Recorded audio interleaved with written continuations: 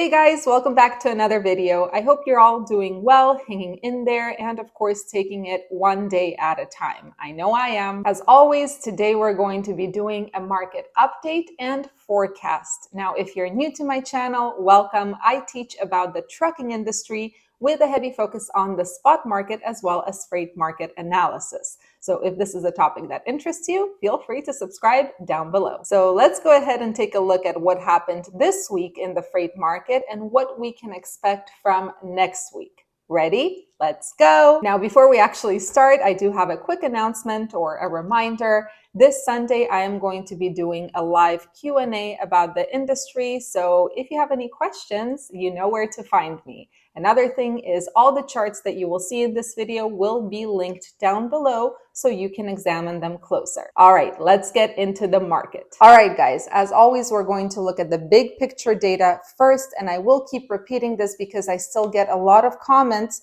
from people who are unclear what this terminology means. So number one, outbound tender volume, the blue line. This is how much freight there is in the market. Now, I have had some people complain about the fact that this is all wrong because load boards do not actually show volumes because brokers post loads multiple times. The volume data here, this is not from the load board. This is actually electronic data of loads offered from shippers to carriers. This is contract volume that might trickle down to the spot market if tender rejections allow it to do so.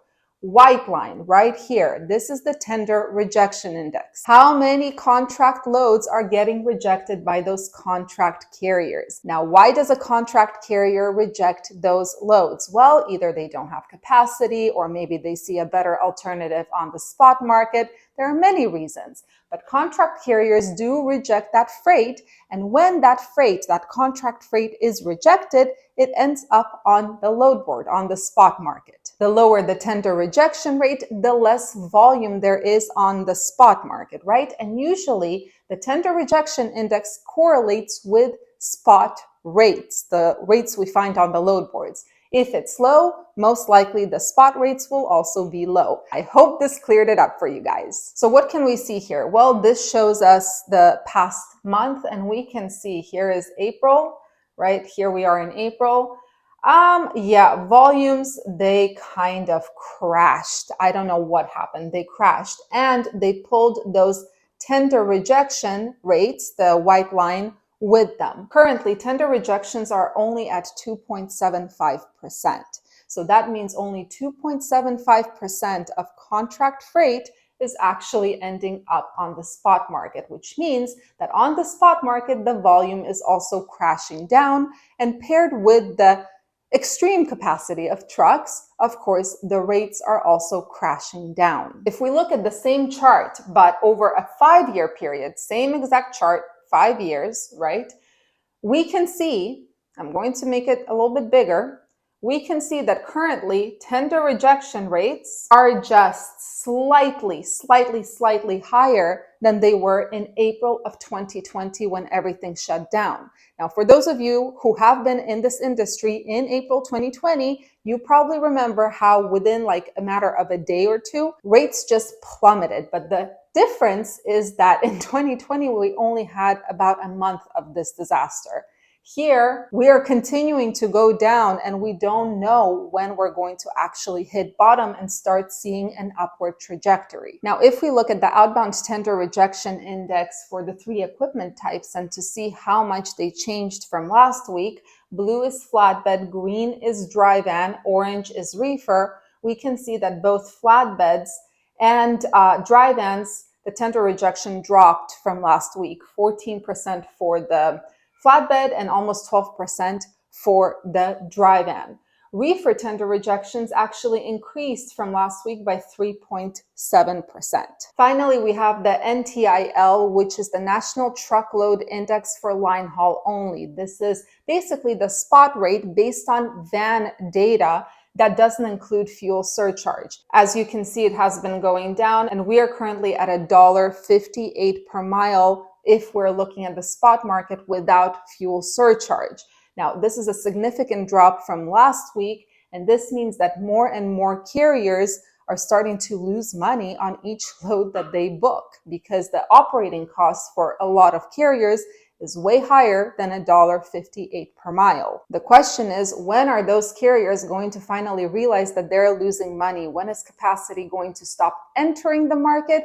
And when is existing capacity going to start leaving the market? If you watched my video from the beginning of the week, you will see that capacity is still entering the market and the existing capacity is holding on for dear life. Okay, now on to equipment specific data. Now this is something I get from Truck Stop. This is for flatbeds. It's actually for all equipment types, but I look at it for flatbeds, right? So we have the number of loads picking up, which means how much outbound volume is there in a particular state, versus number of loads dropping off. How many trucks are going to that particular state? And what we want to see to figure out where is a good place to be is a high outbound volume and not a ton of trucks going into that market, so that there is more demand from shippers but less supply of trucks, right? That's when the rates start going up. Now, this is for Western states, and I have put a star next to each state where the loads picking up, the outbound volume is higher than the trucks in the market, right? So we have California, Oregon, Washington. Is this translating into rates? Well, not really, not yet, unless you're going from the West Coast to the West Coast. Then we have the Midwestern states. Here it's Illinois, Minnesota, and West Virginia. These are the states with more volume than capacity.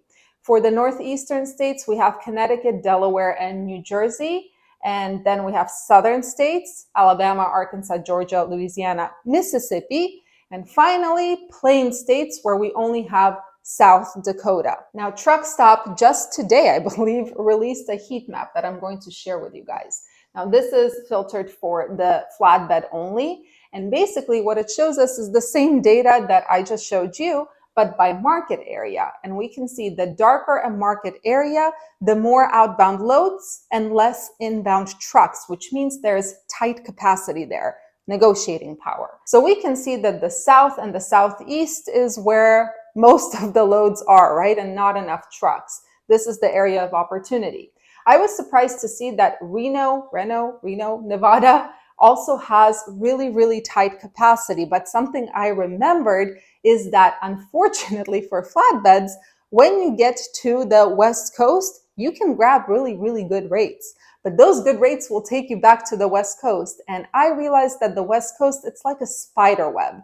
Once you get in there, it's almost impossible to get out for a decent rate. But again, all of this will be attached down below so you guys can examine it. Now let's talk about reefers and volumes. Here is a map. The elevation of a particular market shows us how much volume in general is there in that market. The higher it is, the more freight comes out of that particular market area. The colors show us the change from last week. If the color is red or a shade of red, that means that volumes decreased in that market from last week. If it's blue, volumes increased. So what can we see for reefers? In general, there are blue spots, there are red spots. For the most part, it's gray. But something, again, I want to pull your attention to, just like I did last week, is California, Washington, Texas, and Florida. As you can see in these market areas, the volume either stayed the same, it's gray, or it decreased, it's red. Oh, and Arizona, of course. Duh, I forgot Arizona. What does this tell us? It tells us that produce season is not yet active. Usually when produce season hits, you see that these market areas become very blue, right? Because the volume is increasing. More stuff has to be shipped out. Unfortunately, so far, nothing is happening. All right, now on to tender rejections. Same exact principle. The higher the market area, the more rejections happen in this market area in general.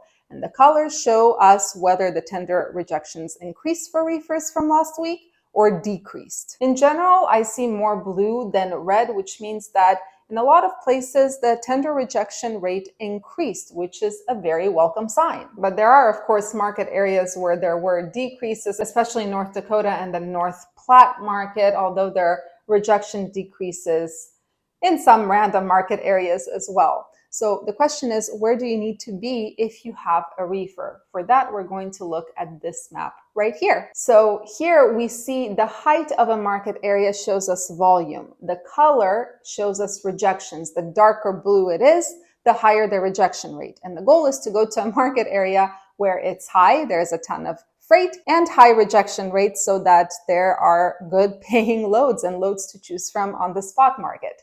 Now, I have labeled all the places where the tender rejection is over 10%, but something I have never mentioned, and I don't know why, I have to mention it now, is that remember, the volume is really contract volume. So for example, if we're looking at the Pendleton market, right, the volume is at 17.66.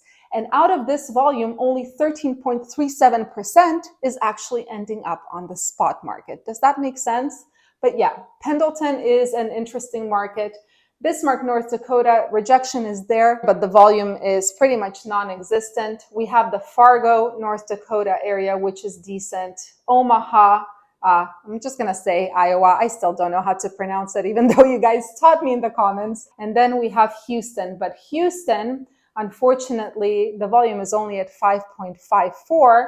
Yes, 14% or 14.5% of that 5.54 is getting rejected, but you can imagine in comparison, not a ton of loads to choose from. So in general, I would either suggest going from the Midwest to Pendleton and back, because there is that volume and there are those rejection rates, or stick to the Midwest as much as possible to have proximity to those areas where the rejection rate is higher. All right, to wrap the reefer analysis up, let's take a look at the reefer head haul index. What does it show us? Well, it shows us the outbound volume versus the inbound trucks, right? So if the market is red or a shade of red, that means there are more trucks going to that market than there are loads coming out, meaning loose capacity, not much negotiating power. If the market is blue, it's the opposite. There are more loads coming out than trucks coming in, tighter capacity, more negotiating power. So for example, markets like Pennsylvania, Maryland, Delaware, New Jersey, we have the Dallas, Texas area, some of the Midwestern states, Florida, California. Those are markets where there are more loads coming out than trucks going in. Now the question is, does it always translate into rates? Not really, at least not for all lanes, but if you type in, just go to your load board and type in reefer truck and look at Bakersfield, California, you will see that rates, while they're not anything incredible, they're much better than they used to be a couple of weeks ago. Now on to dry vans, starting with volumes, a bit more colorful. We can see that volumes are increasing on the West Coast, especially look at Arizona, it's so dark blue, in North Dakota, North Platte, Maine, and then they're decreasing in the Midwest or staying the same in the Midwest. In West Virginia, volumes dropped. In Texas, unfortunately, except for the Dallas area, volumes also dropped. But what about tender rejections?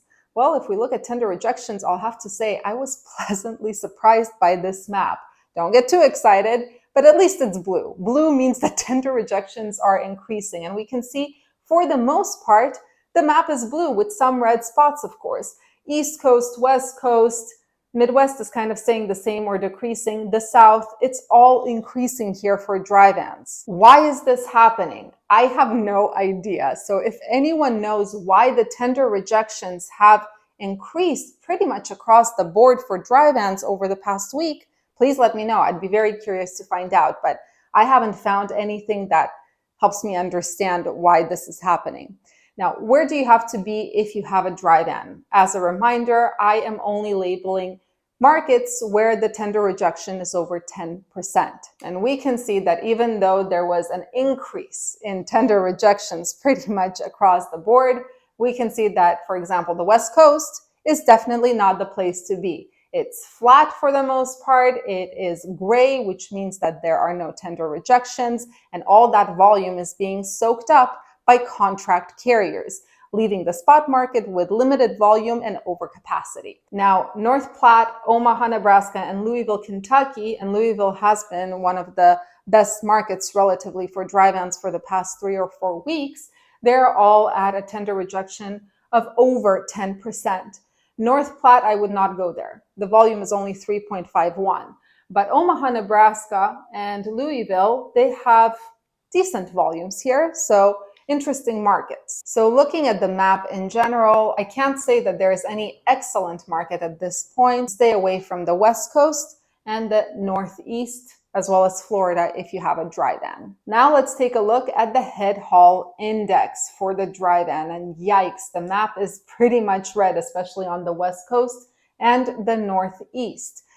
That means that there is an overcapacity of dry vans. It means that there are more trucks going into these markets than there are loads actually coming out of these markets. So for example, in the West Coast, this is where you're gonna get those 80-cent per mile loads, which is horrific. But looking in general, places like Ohio, Indiana, some states in the Midwest, the Dallas area, South Carolina, Georgia, parts of Pennsylvania and New Jersey, this is where there are more outbound loads than inbound trucks, a little bit more negotiating power. But if we look at the map in general, it looks like dry vans are really suffering the worst at this point. Yikes. Now, something I have never shown before, and I think it's very important to show you so that you guys know what is the actual situation in the market, is maps side by side. Now, this is the outbound rejection index for all equipment types, right? It takes into consideration everything. This week versus last week. And what we can see here is that this week it looks better because it's more blue than last week. But in reality, the maximum this week is around 9.98% in terms of tender rejections. Last week, the maximum was 10.3% in terms of tender rejections. So even though the map looks a little bit better this week than last week, in reality, the averages, they did go down, which means that tender rejections are still in free fall, pulling those rates down with them. Now let's take a look at trucks in the market. Now, what does this show us? It shows us everything about carrier behavior and driver behavior. It doesn't show us anything about capacity. If the market is blue, that means that trucks moved into that market from last week. If the market is red, that means trucks left that market last week. And what we can see is that a ton of trucks are kind of pooling in Texas, as well as Nevada. They're going to California, basically the southern portion of the US. In the Northeast, a ton of trucks left. We can see in general, in the North, trucks are leaving and migrating to the South. Perhaps this is happening because everyone is waiting for that produce season to kick in, but we're still waiting. Finally, we have diesel prices, right? First, we're going to look at this chart. This is the diesel truck stop actual price per gallon. And this is where we are right now. And currently we can see for the past few days, diesel prices have been going up. We're currently at an average of $4.26 per gallon. Now, if we look at this chart, which I have a love-hate relationship with, at this point, we can see that more and more green squares are popping up. Green squares tell us that diesel prices are increasing or have increased since last week in those market areas.